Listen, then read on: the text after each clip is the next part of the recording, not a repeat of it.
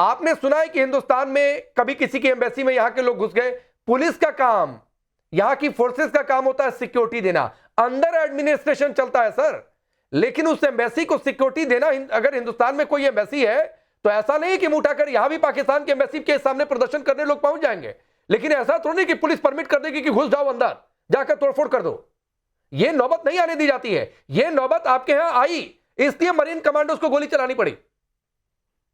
Sir देखें, जिसने जिसने भी ये चीज हरकत की उसको मुंह की खानी पड़ी। देखें, मैं किसी भी मुल्क को ऐसा जो है सिविलाइज सिटीजन, मैं किसी भी मुल्क की जो है ना खिलाफ वर्जी करना, कानून की खिलाफ वर्जी करना कभी भी मैं नहीं समझता अपने जो है ना हक को। चाहे वो इंडिया की एम्बेसी क्यों ना हो, मुझ में जरूरत नहीं है, कानून मुझे इजाजत नहीं देता कि मैं किसी और के जो है ना घर में जाके बगैर इजाजत घुसूं।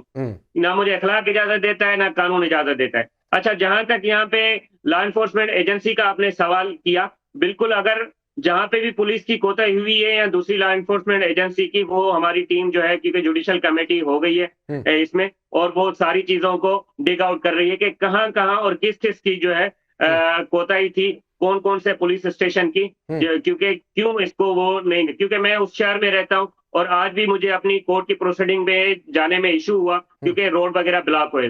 तो मैं इस चीज को मानता हूं कि कहां पे किसी जगह पे कोताही हुई है पुलिस एडमिनिस्ट्रेशन से, जिसके लिए एक जुडिशल कमेटी और पुलिस ने अलग कमेटी बना ली है। भाई, जो भी एक बात कहूं, पुलिस से ही कोताही नहीं हो रही है, आपके पूरे मुल्क के हुक्मरानों से कोताही हो रही है और उसका नतीजा आपका मुल्क भुगत रहा है।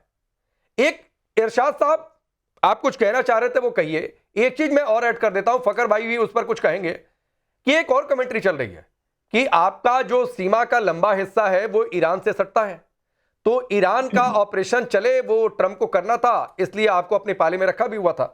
एक और कमेंट्री ये चल रही है कि भाई ईरान वाला ऑपरेशन जैसे पूरा हुआ और सत्ता चेंज अगर वहां पर हो गया तो जाहिर सी बात है इजराइल का प्रभाव बढ़ेगा, वो मोसाद दरवाजे पर खड़ा होगा। अब अफगान तालिबान से निपटेंगे कि मोसाद से निपटेंगे?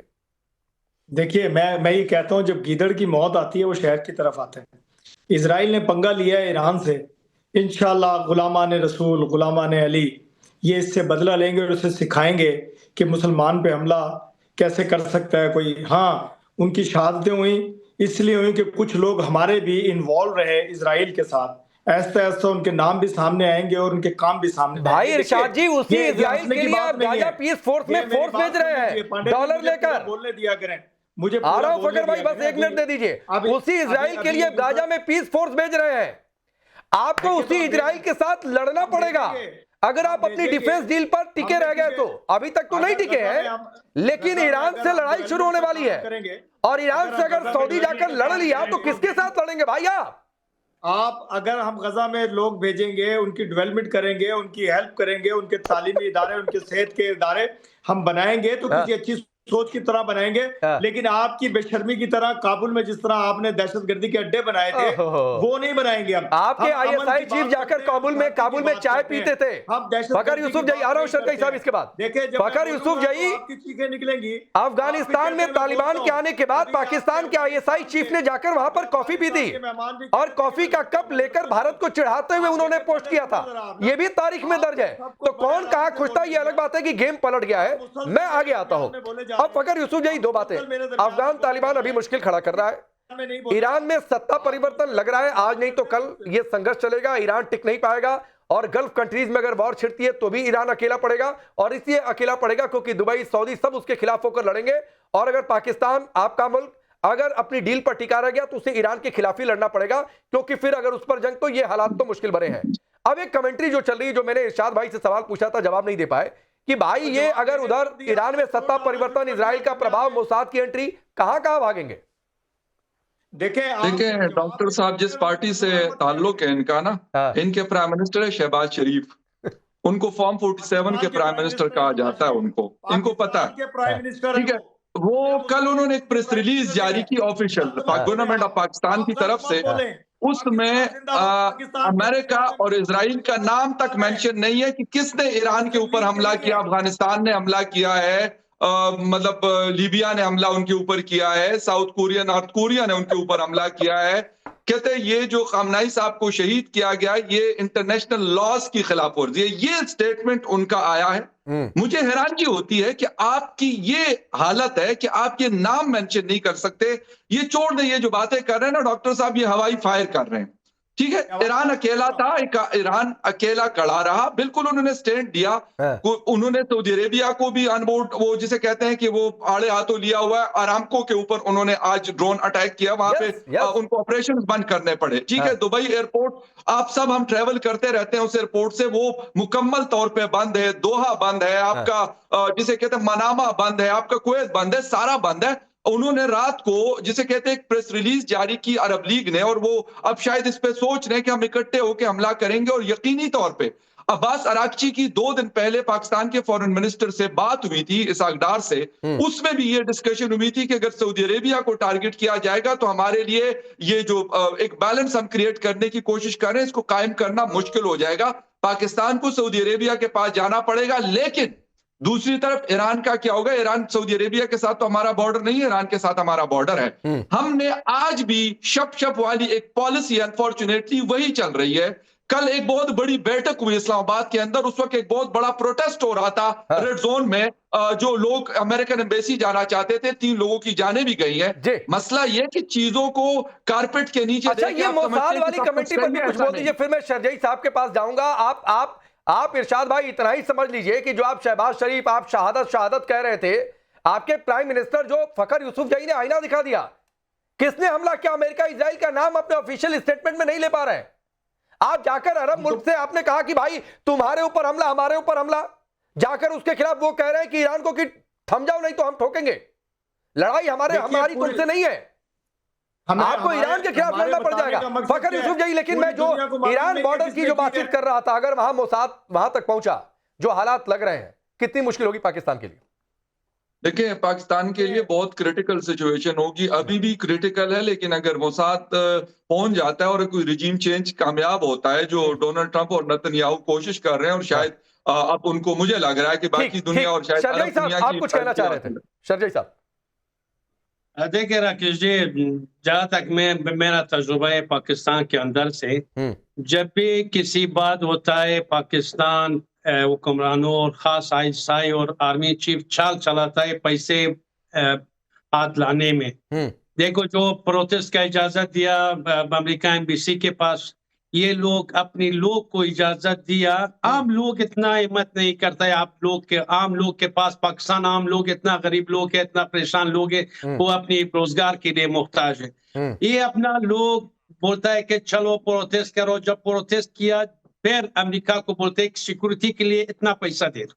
इन लोगों का आर्मी चीफ, आईएसआई और पाकिस्तान हुक्मरानों पैसों के पीछे है। दूसरी बात आया इजराइल के हिसाब से, इरशाद अहमद बोला कि शरीफ का पार्टी से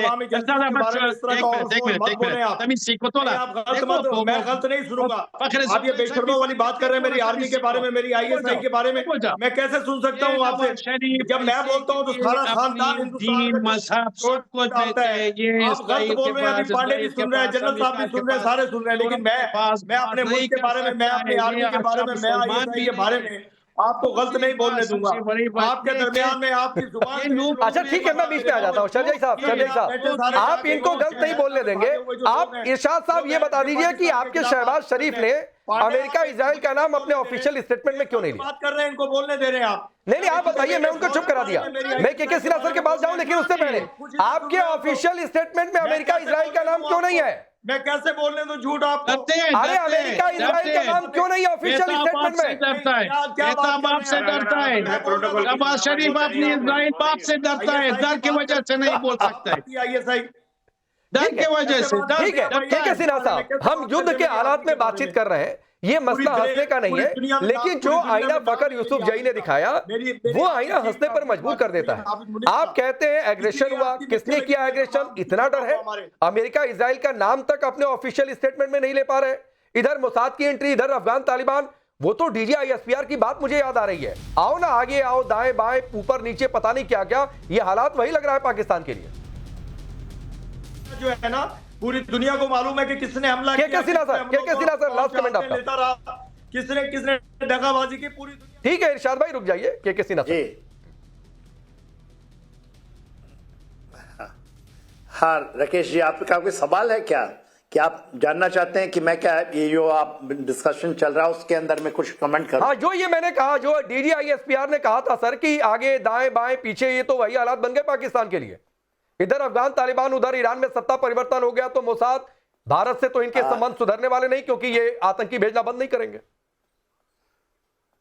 आओ निकलो बाहर, देखो हम सिखाएंगे। देखिए इनकी जो हालत है वो सांप सुंदरों वाली हालत हो चुकी है। इनकी हालत वो है कि ये कुछ करना चाहते हैं, ये देखिए चारों खाने चित हैं। यदि आप ये आसिम मुनीर को ले लें, शहबाज शरीफ को, जो इरशाद साहब बोल रहे थे, सुन ले साहब, सुनिए ना साहब, मैं तो देखिए इनको ये आवाज ठीक है सर, 30 सेकंड के सिन्हा सर, सुने साहब 30 सेकंड सिर्फ आपकी आवाज। जी, इनकी फितरत है साहब। इनके जो कहते थे ना, वो जियाउल हक जब ब्रिगेडियर थे तो जाके फलस्तीनियों को मारा था वहां पर जॉर्डन के अंदर में, और लाशें बिछा दी थी। वो ये कोई नया चीज नहीं है पाकिस्तान की फितरत में। और ये तो नेवल सील के पीछे छिप रहे हैं। पाकिस्तान के पुलिस जो सिक्योरिटी फोर्सेस है, उन्होंने मारे हैं निहत्थे लोगों को। जी सर। वो तो केवल प्रोटेस्ट कर रहे थे ना, और कुछ नहीं। उन्होंने प्रोटेस्ट किया ईरान केस में, और उन्होंने लाशें बिछा दी। और देखिए साहब, बात ये नहीं है कि केवल ये सिंध में हो रहा है। यदि आप इसको कवर कर रहे हैं कि पंजाब में हो रहा है, खैबर पख्तूनख्वा में, और तो संभल कहाँ रहा है साहब? यदि भारत अभी चुप बैठा है, ठीक है, संभल कहीं नहीं रहा है। माफी के साथ सर, थोड़ा सा रोक रहा हूं, समय कम है। इरशाद भाई, कम से कम फकर यूसुफ जई ने कुछ बातें बहुत क्लियर कही, समझिए, वरना ये ईरान के साथ जो हो रहा है नहीं होना चाहिए। मैं नहीं कह रहा हूं कि किसी भी देश में इस तरीके के हालात नहीं होने चाहिए, लेकिन अगला नंबर लोग चर्चा कर रहे हैं कि पाकिस्तान का हो जाएगा। आप सबका बहुत बहुत शुक्रिया।